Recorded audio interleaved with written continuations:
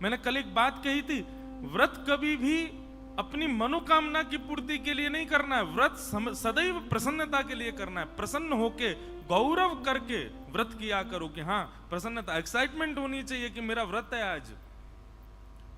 नाम जप करते समय एक्साइटमेंट होना चाहिए, प्रसन्नता होनी चाहिए। वो पूर्ति नहीं है बस कि मुझे 16 माला पूरी करनी है बस, नहीं। नामदेव जी महाराज एकादशी व्रत करते थे और एकादशी के दिन जल भी नहीं पीते थे। और सुनिए, नामदेव जी का केवल इतना ही नियम नहीं था, नामदेव जी के संपर्क में जो आ जाता था एकादशी के दिन, मजाल क्या कि वो कुछ खा जाए, उसको भी भूखा रखते थे। आज कुछ नहीं खाओगे, आज एकादशी है। और नामदेव जी किसी को यदि पाते देख लेते थे एकादशी पर, पकड़ के ले जाते, चंद्रभागा में स्नान करो, कुल्ला करो, आज एकादशी कुछ नहीं पाना। एकादशी के दिन अन्न में पाप का निवास होता है। कल एकादशी है, लाखों की भीड़ आएगी कल पंढरपुर में, आज ही दर्शन करे आना सब लोग।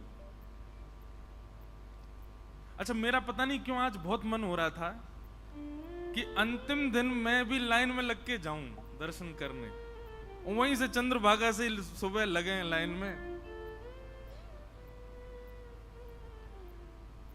वो भी तो एक सुख है ना। ठाकुर जी प्रतीक्षा करते हैं, लेकिन हम प्रतीक्षा वाले मार्ग से ही नहीं गए तो फिर वो क्या आनंद। जाते जाते एक बार जरूर करके जाना, वो लाइन में 4 घंटा खड़े होके फिर दर्शन। वास्तव में सुख तो तभी मिलता होगा जब 4 घंटे की प्रतीक्षा के बाद प्रियतम दिखाई दे।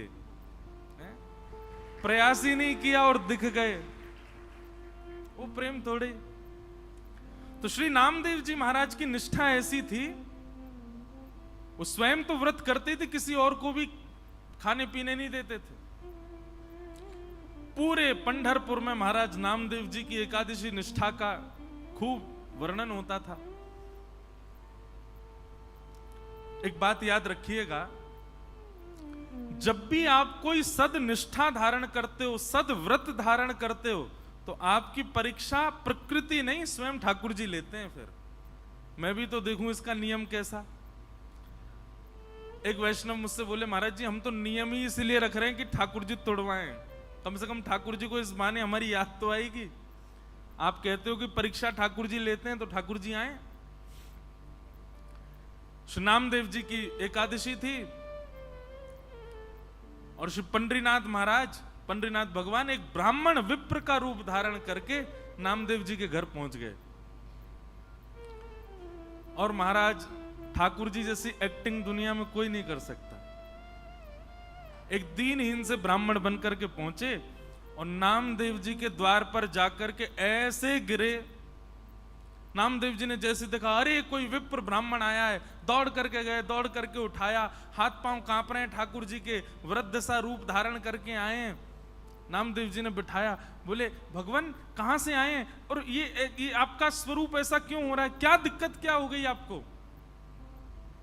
ठाकुर जी बोले, बहुत दिन से भूखे हैं हम, भोजन प्रसाद कुछ पाया नहीं है। अरे भैया हमने सुना तुम बहुत बड़े वैष्णव हो, आपके घर पर कुछ बना होगा, हमें पवा दो। नामदेव जी बोले, वो तो ठीक है पर आज तो एकादशी है, आज कैसे पवा दूं।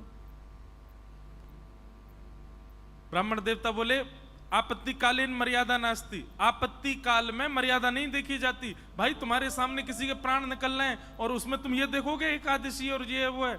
बोले वो ठीक है, मैं आपको दूध पिला दूंगा, मैं आपको फल खिला दूंगा, लेकिन अन्न तो नहीं खिला सकता। ब्राह्मण देवता बोले, इतने दिन का भूखा प्यासा, दूध फल नहीं खाना मुझको रोटी सब्जी दाल चावल खिलाओ। नामदेव जी बोले, क्षमा करें भगवान, आज एकादशी है, द्वादशी हो जाने तो फिर पवा दूंगा। ठाकुर जी तो और ज्यादा कांपने लगे और कहने लगे, बोले अगर तुमने मुझे नहीं खिलाया तो मेरे प्राण निकल जाएंगे, मेरे प्राण निकल रहे हैं, अरे देखो देखो मेरे प्राण निकल रहे हैं। नामदेव जी बोले, तो फिर अच्छी बात है, एकादशी के दिन प्राण निकलेंगे तो वैकुंठ जाओगे सीधे, लेकिन अन्न तो नहीं खिलाऊंगा। महाराज ठाकुर जी कहने लगे, कैसे व्यक्ति हो तुम, अरे मेरे प्राण निकले जा रहे हैं, आसपास खड़े लोगों से, इसको समझाओ मुझे भूख लगी है, मुझे कुछ पवा दे। आसपास के लोग बोले आप हमारे घर चलो, ये तो ऐसा ही है, किसी को खुद भी एकादशी करता है, दूसरों को भी नहीं खाने देता, इससे छुप छुप के खाना पड़ता हम लोगों को। आप हमारे घर चलो, हम खिला देंगे। नामदेव जी बोले अब मेरे सामने आप आ गए हो, अब मैं जाने नहीं दूंगा, क्योंकि मुझे पता आप जाके खाओगे, और मेरा ये नियम है कि मैं एकादशी पे किसी को नहीं खाने देता, बैठे रहो।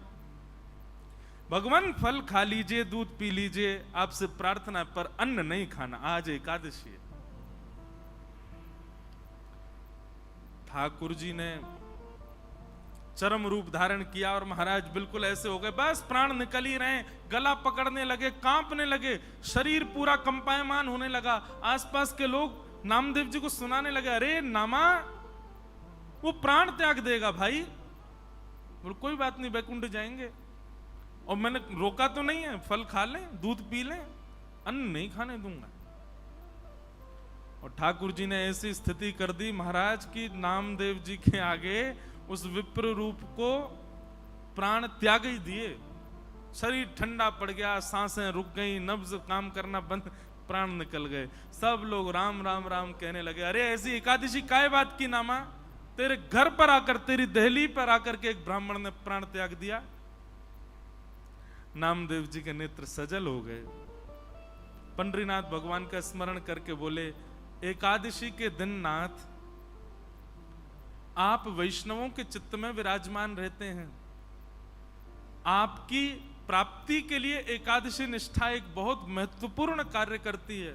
मैंने उसकी रक्षा के लिए इनको अन्न नहीं खिलाया, पर हैं तो ये ब्राह्मणी, हैं तो एक दीनहीनी, मेरी वजह से इनके प्राण निकले हैं, तो ठीक है, इनके अंतिम संस्कार हम करेंगे, और अंतिम संस्कार में मैं अपने परिवार सहित प्राण त्याग दूंगा, मैं भी उस चिता में बैठ जाऊंगा, क्योंकि मेरी वजह से इनके प्राण गए।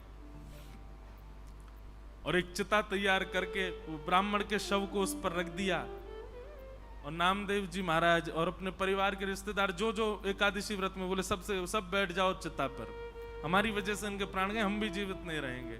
जैसे ही अग्नि प्रज्वलित करी और चिता में जैसे ही अग्नि प्रारंभ होने लगी, वो ब्राह्मण तो अंतर ध्यान हो गए, पंडरीनाथ भगवान प्रकट हो गए, नामदेव जी को हृदय से लगा लिया, चिता से लेकर बाहर आ गए। अरे नामा, मैं तो देख रहा था तेरी निष्ठा कैसी, क्या समझ में आया? एकादशी व्रत से ठाकुर जी प्रसन्न नहीं है, आपके व्रत में निष्ठा कितनी है, आपके व्रत में प्रसन्नता कितनी है, आपके व्रत में उत्सुकता कितनी है, उससे ठाकुर जी प्रसन्न होते हैं।